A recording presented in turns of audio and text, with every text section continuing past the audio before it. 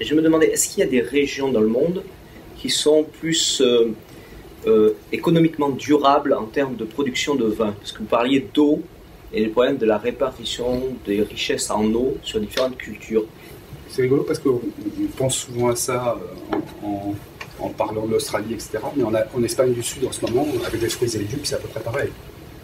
La tonne d'eau investie est plus intéressante sur le touriste que sur les fraises. Il vaut mieux arroser le touriste et faire des piscines que faire des fraises. C'est plus rentable.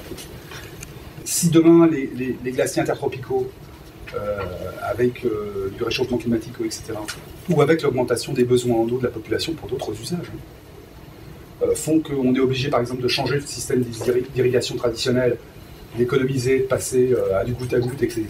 Bon, il y a une partie de ce vignoble-là qui est encore planté en pied franc.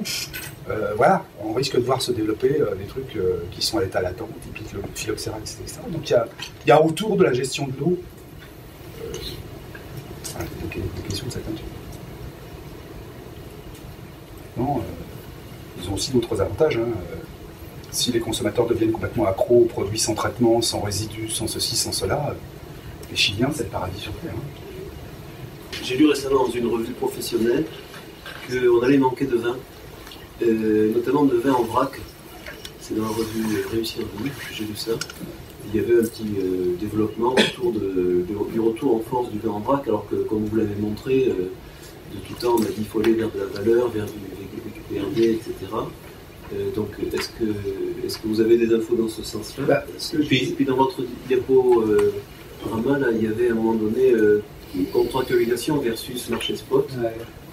Est-ce que vous avez un point de vue là-dessus? Parce que c'est un débat rémanent, notamment en Bordelais, sur est-ce que le négoce devrait contractualiser plus avec ses fournisseurs et ses propriétés, ou est-ce qu'on devrait définitivement laisser ça au marché spot?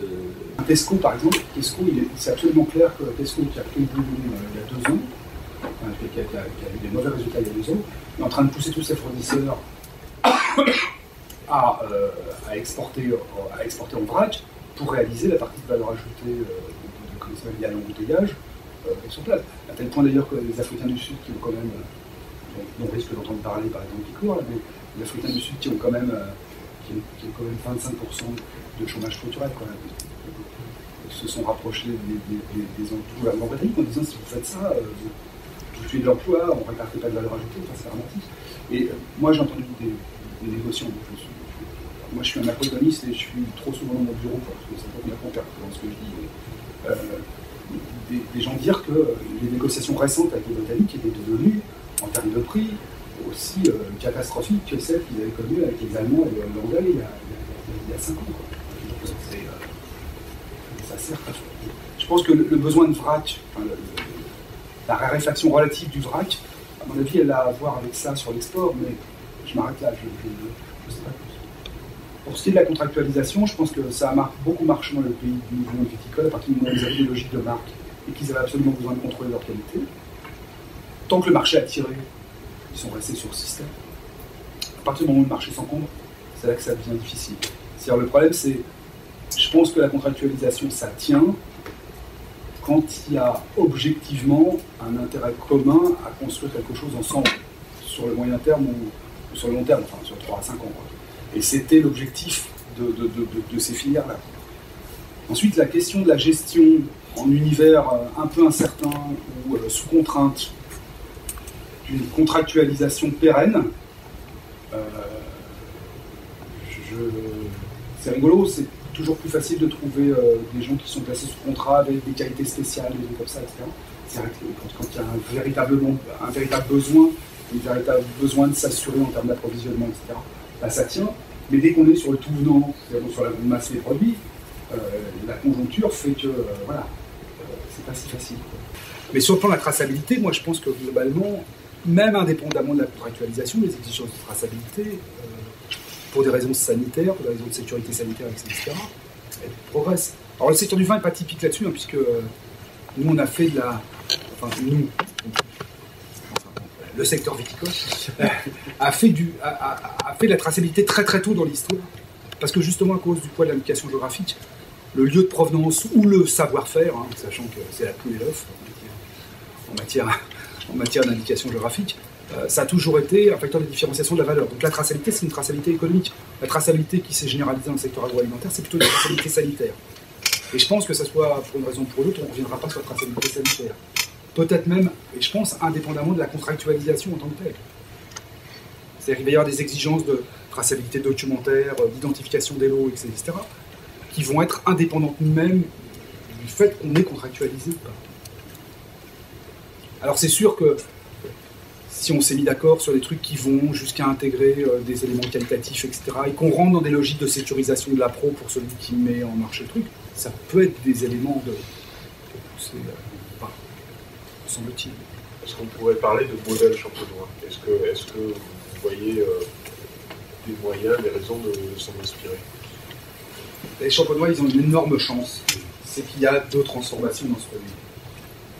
Ils ont construit l'appellation d'origine contrôlée pour le raisin jusqu'au vin clair, et ensuite, ils font du marketing, au sens réel et entier du terme, et ils typent leurs produits et marketent leurs produits comme des marques agroalimentaires traditionnelles à partir de la prise de l'eau. Moi, la grande surprise que j'ai, c'est de savoir pourquoi ça n'a pas marché en VDN. Pourquoi ça n'a pas marché. Je pense que c'est parce que le segment de consommation a lui-même régressé, ou parce qu'il y a eu beaucoup de concurrents sur le segment du péri-repas, de l'apéritif, etc. Mais sur le fond, c'est des produits... On peut avoir une fusée à deux étages. On peut avoir à la fois une rémunération du producteur à travers l'éducation géographique, forcément une négociation sur le développement, etc. On voit bien qu'en Champagne, ça n'a pas toujours été rose. On va se rappeler qu'en 1993, il y a eu une crise assez sévère quand même. Mais globalement, et la possibilité d'avoir un deuxième étage à la fusée et d'avoir à travers les marques, etc. Alors d'abord, ça s'accompagne quand même du fait qu'il y a une appellation, c'est Champagne. Il faut un peu de rosé d'Hérissey, mais c'est vraiment pour s'amuser. Il y a une appellation, et voilà. Et il y a plusieurs niveaux de régulation. C'est-à-dire, il y a un niveau de régulation raisin, bien sûr, acheté et vinifié par le négoce. Le négoce a lui-même à peu près 15% du vignoble, le champenois, de mémoire, il me semble-t-il, à peu près en propre. Donc il achète beaucoup de raisins. Ou des vins où il fait faire des vinifications claires sur l'as par la côte. Ce que j'analyse, c'est qu'il y a une convergence, ou j'allais dire un consensus pour admettre que le mode champenois est un succès. Après, là où je réfute un peu l'idée, on avait d'autres perspectives, on a eu d'autres bouches qui nous ont demandé de nous orienter, de nous intéresser à d'autres modèles qui pouvaient exister dans les pays du Nouveau Monde notamment. L'idée que je réfute un peu, c'est l'idée de modèle, justement. En fait, là où ça devient compliqué, c'était ma conclusion très large, c'est qu'on touche à des questions qui sont évidemment d'ordre qui touchent aux organisations, mais qui sont beaucoup plus profondes que ça, structurelles. Et là, on se heurte toujours à des réalités sociales, économiques, qui font que c'est compliqué. Donc, je réponds, c'est un peu une réponse en bon gascon. Oui, l'exemple champenois est intéressant. En revanche, je m'interroge vraiment sur une possibilité de dupliquer à l'identique ici. Et de toute manière, ça ne me semblerait pas, là encore dans les articles, dans les choses qu'on a pu écrire sur le sujet, la recherche d'un modèle, une espèce de mode combinatoire, ne fonctionne pas, ou ne fonctionne très peu. Bien sûr, je peux le dire, bien sûr. Parce qu'ils sont assis sur des valeurs patrimoniales très fortes, parce que le système coopératif, c'est quand même un système où l'actionnaire réclame pas son dû, quand même.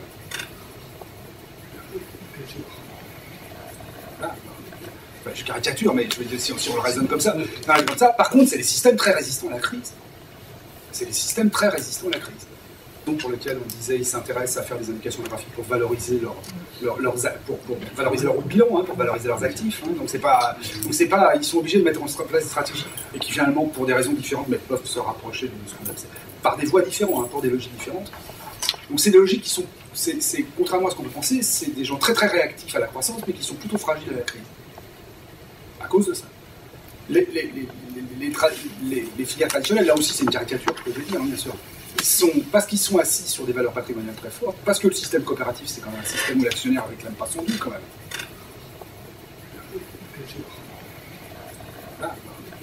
Je caricature, mais je veux dire, si on le raisonne comme ça, par contre, c'est des systèmes très résistants à la crise. C'est des systèmes très résistants à la crise.